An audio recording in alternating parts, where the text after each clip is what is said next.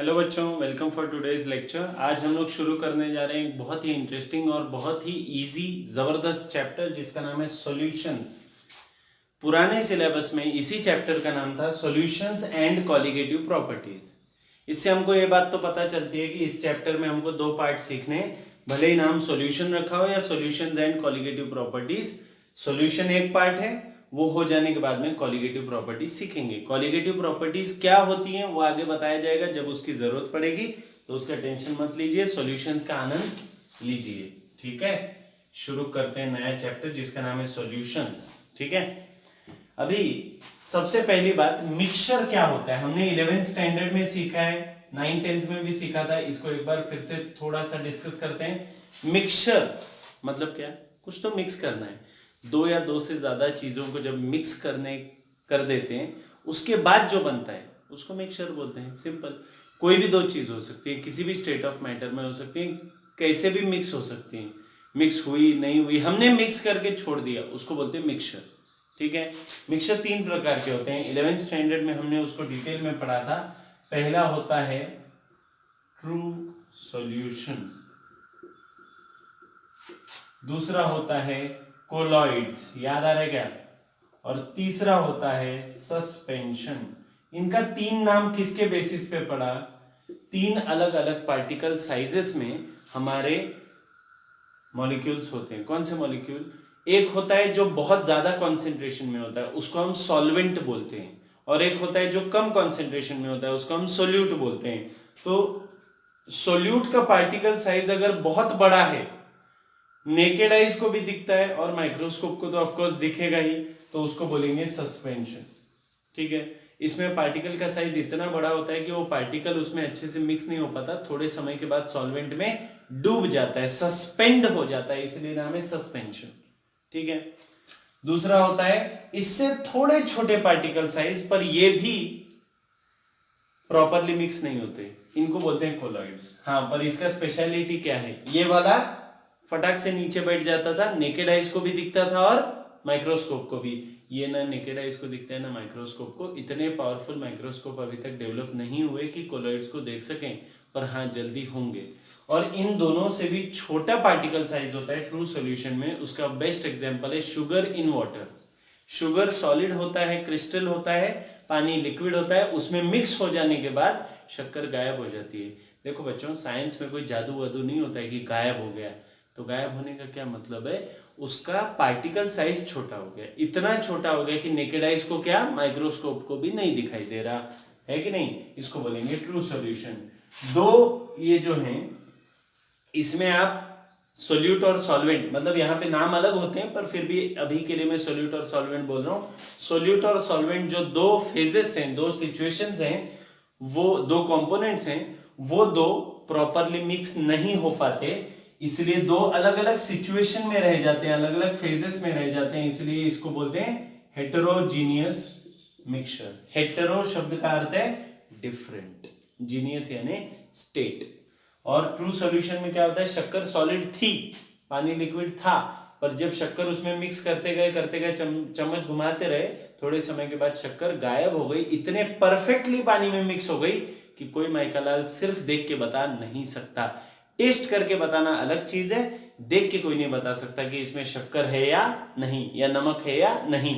उसको बोलते हैं सेम स्टेट ऑफ मैटर में पहुंच जाना, मतलब होमोजीनियस। जीनियस मतलब क्या बोला बच्चों मैंने? स्टेट ऑफ मैटर, और होमो मतलब सेम स्टेट ऑफ मैटर। इतना परफेक्टली मिक्स हो जाते हैं कि पता ही नहीं पड़ता कि यहाँ पे दो अलग अलग चीजें हैं, ऐसे लगता है एक ही चीज है, शक्कर नहीं है ऐसे लगता है, सिर्फ पानी है। समझ गए? तो ये हैं मिक्सचर के तीन प्रकार, जिसमें से ये हेट्रोजीनियस वाले हमको नहीं पढ़ने। 11th में हमने ये तीनों का थोड़ा थोड़ा बेसिक देखा, ज्यादा डिटेल कोलॉइड्स का देखा। चैप्टर का नाम था एड्सॉर्प्शन एंड कोलॉइड्स, या फिर दूसरा नाम हो सकता है आपके टेक्स्ट बुक में, क्या हो सकता है? Surface chemistry. दोनों का मीनिंग तो एक ही है, तो नाम अलग अलग होते हैं। वो क्या बोलता है शेक्सपियर, मैं शेक्सपियर को ज्यादा पसंद नहीं करता, पर शेक्सपियर क्या बोलते हैं, नाम में क्या रखा है, भावनाओं को समझो। तो हम लोग बात कर रहे हैं ट्रू सॉल्यूशन की। ठीक है, शेक्सपियर को पसंद क्यों नहीं करता? सिंपल, मेरे थॉट चुरा चुरा के बता, मजाक कर रहा हूँ। हाँ, तो ट्रू सॉल्यूशन के बारे में हम लोग बात करेंगे सॉल्यूशंस चैप्टर में, ठीक है। सॉल्यूशंस, उसमें सबसे मेन दो कंपोनेंट होना चाहिए किसी भी सॉल्यूशन में, सोल्यूट, सॉल्वेंट। समझ गए, सोल्यूट और सॉल्वेंट दो कंपोनेंट होना चाहिए, कम से कम दो, उससे ज्यादा भी हो सकता है। इसी की बेसिस पे टाइप ऑफ क्लासिफिकेशन बनाएंगे, दो तीन अलग अलग प्रकार से सॉल्यूशंस को क्लासिफाई करते हैं। पहला टाइप हम लोग सीखने जाएंगे, उसके पहले सोल्यूट क्या होता है, जो खुद डिसॉल्व होता है। अब बताओ, शक्कर और पानी के मिक्सचर में डिसॉल्व कौन हो रहा है, शक्कर। डिसॉल्व कौन कर रहा है, या किसमें शक्कर डिसॉल्व हो रही है, पानी में। तो जो डिसॉल्व हो रहा है, विच गेट्स डिसॉल्व, क्या बोला, सोल्यूट क्या होता है, जो सब्सटेंस डिसॉल्व हो जाता है। A substance which gets dissolve is called as solute. और सॉल्वेंट क्या होता है, विच डिसॉल्व्स अदर सब्सटेंसेस, जो दूसरों को डिसॉल्व करता है। समझ में आ रहा है दोनों में फर्क बच्चों, विच डिसॉल्व्स अदर सब्सटेंसेस या अदर कंपोनेंट्स भी बोल सकते हो। कंपोनेंट को हिंदी में क्या बोलते हैं, घटक, घटक बोलते हैं। सोल्यूट क्या होता है, विच गेट्स डिसॉल्व, शक्कर खुद डिसॉल्व हो गई। और सॉल्वेंट, वाटर, विच डिसॉल्व्स अदर सब्सटेंसेस, मतलब पानी ने शक्कर को डिसॉल्व कर लिया, पानी ने वो जगह बनाई जिसमें शक्कर डिसॉल्व हो सके। तो ऑफ कोर्स एक बात तो क्लियर है, सोल्यूट हमेशा कम कॉन्सेंट्रेशन में होगा, सोल्यूट हमेशा कम कॉन्सेंट्रेशन में होगा। तो आपको अगर कोई बोले ना कि एक सब्सटेंस है जो कम कॉन्सेंट्रेशन में है, तो वो क्या होगा, सोल्यूट या सॉल्वेंट, क्या बोलोगे, जो भी लेस कॉन्सेंट्रेशन में वो हमेशा सोल्यूट, और जो भी हाई कॉन्सेंट्रेशन में, ऑफ कोर्स यार शक्कर कम होगी पानी ज्यादा होगा, है ना, तो पानी ज्यादा है वो हाई कॉन्सेंट्रेशन में है, वो सॉल्वेंट हुआ। शक्कर कम है वो लेस कॉन्सेंट्रेशन में, तो वो सोल्यूट हुआ। ठीक है, आगे चलते हैं। दुनिया का एक सच समझ लीजिए कि दुनिया का कोई सॉल्यूशन पकड़ के ले आइए, दुनिया में करोड़ों सॉल्यूशंस हैं और नए नए सॉल्यूशंस बनाए जा रहे हैं, हम भी बना रहे हैं, साइंटिस्ट भी बना रहे हैं, हम तो ऐसे ही बना रहे हैं, ऐसे ही दो चीजों को मिक्स कर दिया, बन गया तो बन गया, नहीं तो रह गया। पर साइंटिस्ट लोग बहुत सोच समझ के, परसेंटेज वाइज सब चीजें सोच के कर रहे हैं।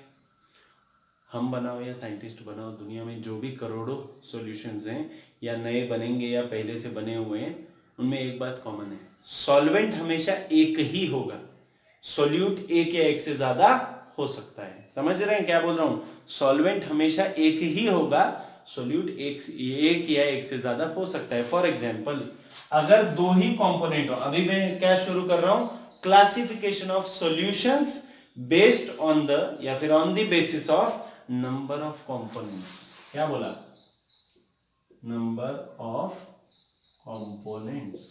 कंपोनेंट मतलब क्या बताया मैंने, घटक। घटक मतलब क्या, जो सॉल्यूशन में इन्वॉल्व होंगे, जो सॉल्यूशन में इन्वॉल्व होंगे। तो अगर दो ही घटक हैं, टू कंपोनेंट्स, नेक्स्ट है होगा थ्री कंपोनेंट्स, नेक्स्ट होगा four components and so on. हम लोग सिर्फ 2 3 4 का बात करेंगे। एक बात बताओ, हमने शुरुआत 2 से क्यों की है, क्या वन कंपोनेंट वाला कभी सॉल्यूशन बना सकता है, एक अकेला कभी मिक्सचर बना सकता है, नहीं बना सकता है। तो कम से कम दो कंपोनेंट होंगे तभी तो सॉल्यूशन या तभी तो मिक्सचर बनेगा। तो दो कंपोनेंट मतलब क्या, एक सोल्यूट प्लस एक सॉल्वेंट। इसका एग्जांपल क्या होगा बच्चों, शुगर एक सोल्यूट प्लस वाटर एक सॉल्वेंट, शुगर प्लस वाटर, समझ गए। या फिर दूसरा example, salt plus water.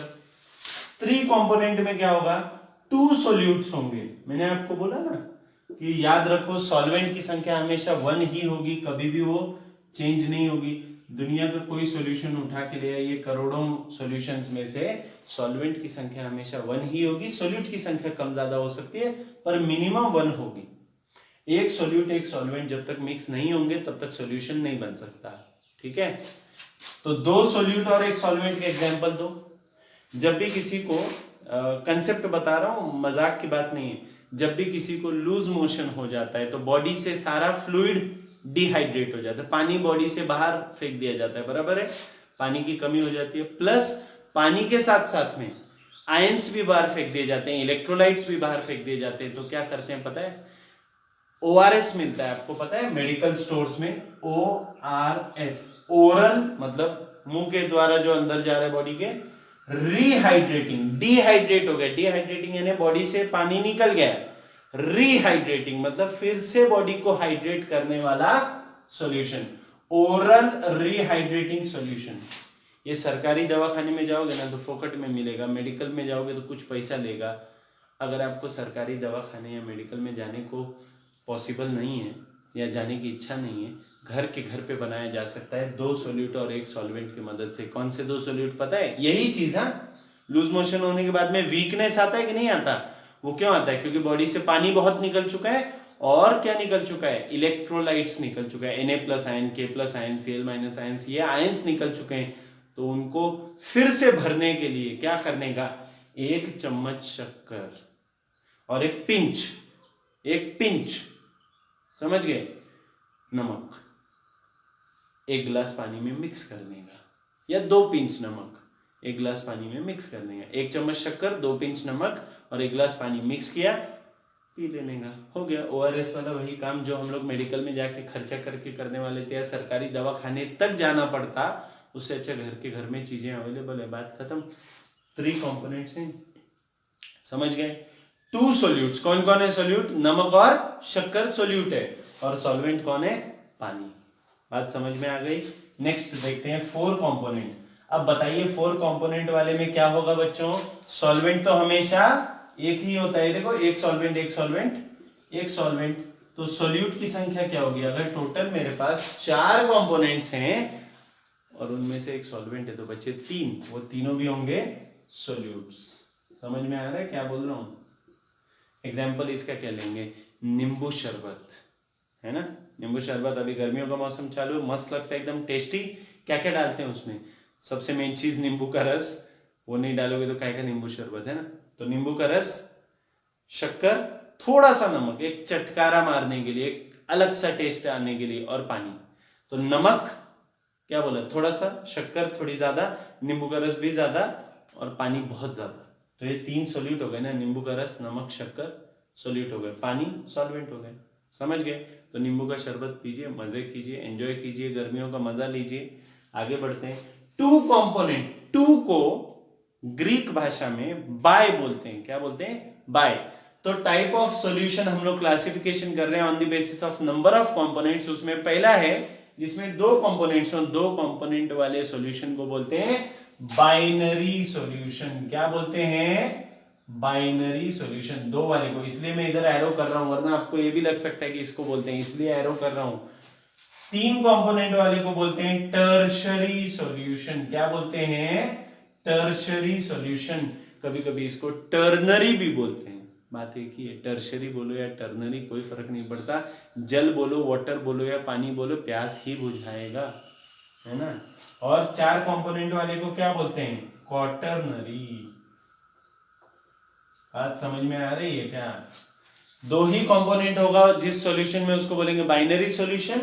3 components होगा जिस सॉल्यूशन में, उसको बोलेंगे tertiary solution.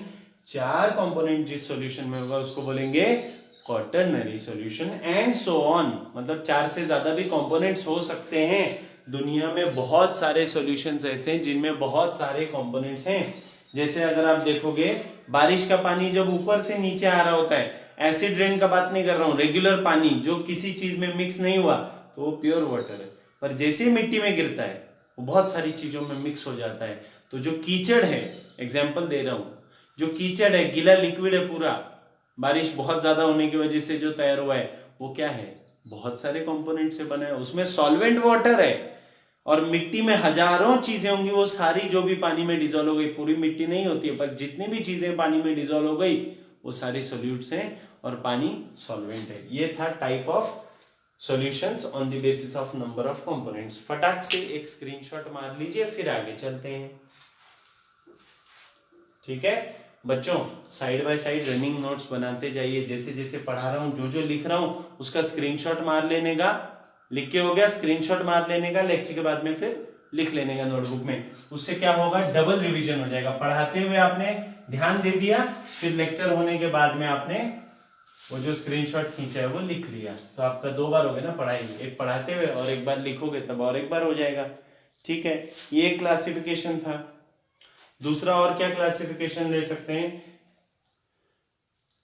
On the basis of states of matter, मतलब सॉलिड लिक्विड गैस। ठीक है, यहां पे मैं लिख रहा हूं सोल्यूट, यहां पे मैं लिख रहा हूं सॉल्वेंट, और यहां पे लिखेंगे एग्जाम्पल। ठीक है, एग्जाम्पल में बताते जाऊंगा ओरली, आप सुनते जाइएगा, लिखते जाइएगा। समझो सोल्यूट भी सॉलिड है, सॉल्वेंट भी सॉलिड है। समझो मैं पहले सॉल्वेंट सॉलिड ही ले रहा हूं, फिर सॉल्वेंट लिक्विड ले रहा हूं, और फिर सॉल्वेंट गैस ले रहा हूं। ठीक है, मैक्सिमम कितने टाइप का सॉल्यूशन बन सकता है on the basis of state of matter? 9 type का। ठीक है, मैक्सिमम कितने टाइप का बन सकता है? 9 टाइप का। 9 मतलब solid solid solid, liquid liquid liquid, gas gas gas, और यहाँ का कॉम्बिनेशन आपने 11th स्टैंडर्ड में मैथ्स में परम्यूटेशन एंड कॉम्बिनेशन सीखा है, उसकी बेसिस पे ये चीज है।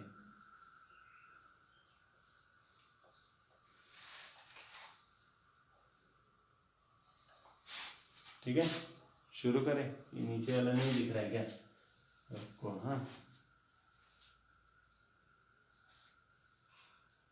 अब दिख रहा है। चलते हैं। सॉलिड सोल्यूट डिजॉल्व्ड इन सॉल्वेंट, ऐसा होता है ना, सोल्यूट डिजॉल्व्ड इन सॉल्वेंट। तो मैं इसको कैसे पढ़ूंगा? Solid dissolved in solid. Solid solid एक दूसरे में मिक्स नहीं होते हैं, तो क्या कर देगा, ओरिजिनली सॉलिड्स हैं। जैसे मैंने लिया, क्या लेंगे, कॉपर और जिंक लिया, कॉपर और जिंक लिया, दोनों भी सॉलिड है, मेटल्स हैं। दोनों को पहले पाउडर किया और फिर मेल्ट कर लिया।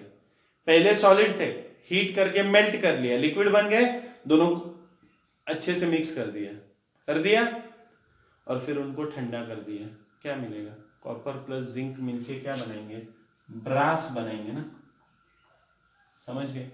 कॉपर और टिन ले लो, पाउडर कर दो, हीट करके मेल्ट कर दो, और फिर मिक्स कर दो, और फिर ठंडा होने को छोड़ दो, तो क्या होगा, ब्रॉन्ज बनाएंगे। आ रही बात समझ में?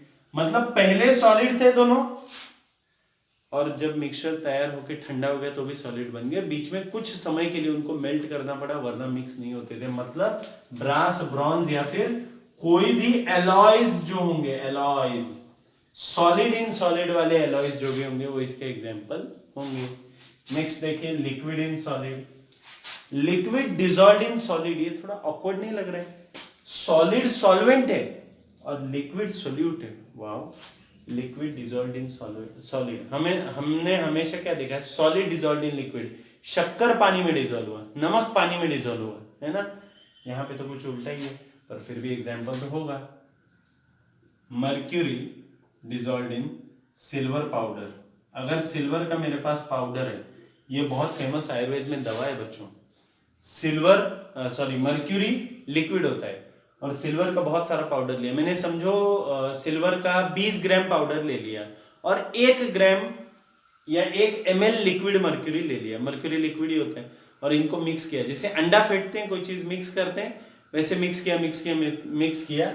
मेरे को फाइनली जो बनेगा, जो मिलेगा, that would be liquid in solid का सॉल्यूशन। उसमें वो बनने के बाद में आप देख के नहीं बता सकते कि मर्क्यूरी कौन है और सिल्वर कौन है, इतना परफेक्टली मिक्स हो जाएगा। इसी को तो ट्रू सॉल्यूशन बोलते हैं, है कि नहीं? ट्रू सॉल्यूशन को सॉल्यूशन भी बोलते हैं। नेक्स्ट है gas dissolved in solid. Gas dissolved in solid मतलब गैस मिक्स्ड इन सॉलिड। एक बात याद रखो, ये उसमें डिजॉल्व हो रहा है, ये ठीक है शब्द, डिजॉल्व होना, मिक्स होना, या उसमें गायब हो जाना, तीनों का मीनिंग एक ही है। गैस डिजॉल्व्ड इन सॉलिड का एग्जांपल है प्यूमाइस स्टोन। प्यूमाइस स्टोन, आपने रामायण सुनी होगी तो आपको पता होगा कि राम भगवान जब लंका जा रहे थे इंडिया से, तो बीच में समुद्र है, इंडिया से श्रीलंका जाते हुए बीच में समुद्र है, चल के नहीं जा सकते, और इतने सारे बोट्स अवेलेबल नहीं थे कि इतने हजारों लाखों वानरों को ले जाएं। तो फिर क्या करें, क्योंकि वानर ही तो उनकी सेना थी, तो फिर क्या करेंगे, सेना को नहीं ले गए, अकेला ले जाके युद्ध नहीं कर सकते। तो फिर क्या किया उन्होंने, नल और नील नाम के 2 वानर थे जिन्होंने पत्थरों पे राम लिखा और वो पत्थर तैरे, वो पत्थर तैरे। There is a science behind it. एक बात याद रखिए, रिलीजन में जो कोई बात बताई जाती है इंडिया में एटलीस्ट, बाकी के देशों का, यूरोप वगैरह का मैं नहीं बता सकता, मेरे को पता नहीं है क्योंकि मैं गया नहीं इंडिया के बाहर, जाएंगे कभी। पर इंडिया में जो भी रिलीजियस बेसिक्स हैं, जैसे हिंदुइज्म में जो भी रिलीजियस बेसिक्स हैं, उसके पीछे पहले साइंस है, पर उसको रिलीजन से इसलिए जोड़ा गया ताकि लोग उस पर विश्वास करके चुपचाप मान ले। तो नल और नील जो थे ना, आज की भाषा में अगर बोले तो वो जियोलॉजिस्ट थे या फिर सिविल इंजीनियर्स थे, जिनको पत्थरों का ज्ञान था। प्यूमाइस स्टोन ऐसा स्टोन होता है जिसका डेंसिटी बहुत कम होता है, क्योंकि बाहर से दिखने में तो पत्थर है, पर अंदर ना बहुत छोटे छोटे छोटे छोटे होल्स है, जिसके अंदर गैस भरा हुआ है, हवा भरी हुई है, गैस डिसॉल्व्ड इन सॉलिड, इसलिए उस पत्थर का डेंसिटी पानी से कम हो जाता है, इसलिए वो तैरता है। तो उस पर राम लिखने की क्या जरूरत थी, पत्थर बहुत बहुत कम डेंसिटी है, वो तैर के कहीं भी चले जाएगा। इसलिए चौक से, अभी हम जिसको चौक बोलते हैं, नेचर में भी उसको चौक ही बोलते हैं, कैल्शियम कार्बोनेट से उस पर राम लिखा गया। उस कैल्शियम कार्बोनेट में, कैल्शियम सुन रहे हैं आपको, मेटल है ना, तो उस कैल्शियम कार्बोनेट की वजह से उस पत्थर की डेंसिटी थोड़ी बढ़ गई। कितनी बढ़ गई कि वो पत्थर कहीं भी बह के भाग ना जाए, वरना ब्रिज कैसे बनेगा सोचो। एकदम हल्का पत्थर होगा, उस पर पैर देने गए गिर जाओगे, पत्थर साइड में भाग जाएगा। वाटर पार्क में गए ना आप कभी, तो उसमें जो स्लाइड्स होती हैं वो थर्माकोल टाइप की, उसको ध्यान से पैर नहीं रखा तो फिसल जाते हैं, हम गिर जाते हैं और स्लाइड साइड में चली जाती है। समझ गए क्या बोल रहा हूँ। तो वो करने के लिए उस पर राम लिखा गया, मतलब राम ने उसको बैलेंस किया, समझो बात को। तो ये प्यूमाइन स्टोन है, gas dissolved in solid. Next होगा सॉलिड डिसॉल्व्ड इन लिक्विड। उसका एग्जांपल तो दुनिया में करोड़ों एग्जांपल्स हैं, सबसे बेस्ट एग्जांपल है sugar in water, salt in water, जो भी एग्जांपल लेना हो, ठीक है। लिक्विड इन लिक्विड, उसके भी करोड़ों एग्जांपल है। Ethyl alcohol dissolved in water, methyl alcohol dissolved in water, acetone dissolved in ether, कुछ भी हो सकता है। मैं लिख रहा हूं इथाइल अल्कोहल इन वाटर। बात समझ में आ रही है क्या बोलना चाहता हूं, ठीक है। Gas dissolved in liquid, gas dissolved in liquid, इसका एग्जांपल क्या होगा, सोडा। हम लोग जो भी सोडा पीते हैं, कोल्ड ड्रिंक पीते हैं, एरेटेड वाला, मतलब जिसको पीते हुए इधर थोड़ा थोड़ा जलन होता है ना, वो जलन का भी मजा आता है। फिज बोलते हैं उसको, फिज, एप्पी फिज भी आपने सुना होगा। फिज मतलब वो जलन होना, वो बबल्स। कार्बन डाइऑक्साइड को जब पानी में मिक्स करते हैं ना, तो सोडा बनता है। सिर्फ कार्बन डाइऑक्साइड को पानी में मिक्स किया तो प्लेन सोडा बनता है। प्लेन सोडा भी पिया जाता है, पता है आपको, डाइजेशन का कभी कभी कुछ एसिडिटी टाइप फील हो रहा हो तो प्लेन सोडा पीते हैं। और बाकी Thums Up, Pepsi, Coca Cola, ये जो चीज़ें जो नहीं पीनी चाहिए, ज़्यादा पीने से हेल्थ खराब हो जाती है, ये चीज़ों में फ्लेवर होता है, बस उतना ही फर्क है। Carbon dioxide plus water is soda and flavour makes it different, it gives it different name, Mirinda, Pepsi, Coca Cola, Thums Up, Appy, जो भी नाम देगा, ठीक है। तो गैस इन लिक्विड का एग्जांपल क्या होगा, सोडा। बात समझ गए। Next solid dissolved in gas. अच्छा, यहाँ पे डिसॉल्व का मतलब मैंने ऊपर भी बताया था, डिसॉल्व का मतलब क्या हो सकता है, मिक्स हो जाना और गायब हो जाना। सॉलिड डिसॉल्व्ड इन गैस का एग्जांपल मैं क्या लूंगा, कैम्फर लूंगा। कैम्फर, कपूर होता है ना, कापूर जिसको बोलते हैं मराठी में, कैम्फर। या फिर आयोडीन भी एग्जांपल ले सकता हूँ, या फिर नेफ्थलीन भी ले सकता हूँ। नेफ्थलीन को मराठी में बोलते हैं डांबर गोया।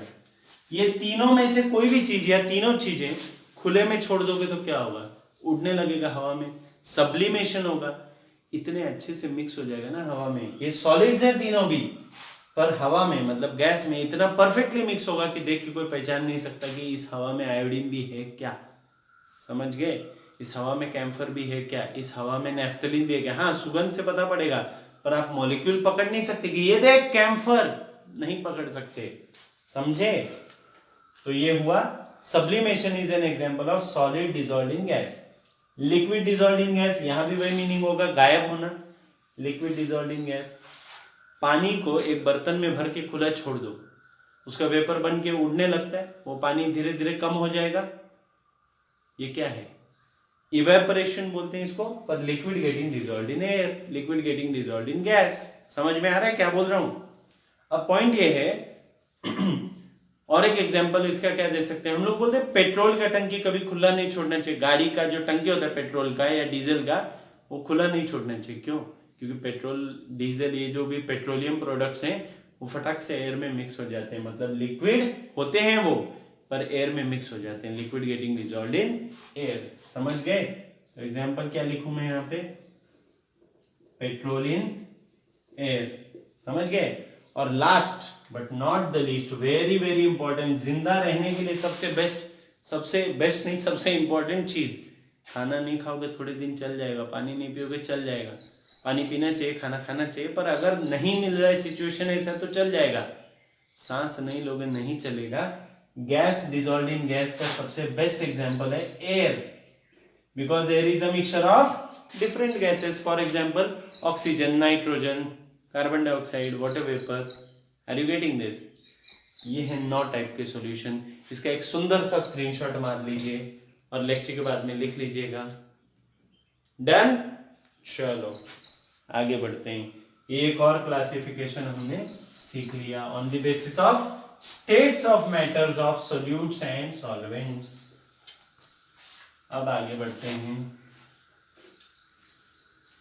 तीसरा टाइप का क्लासिफिकेशन है on the basis of capacity to dissolve, on the basis of capacity. काय का कैपेसिटी?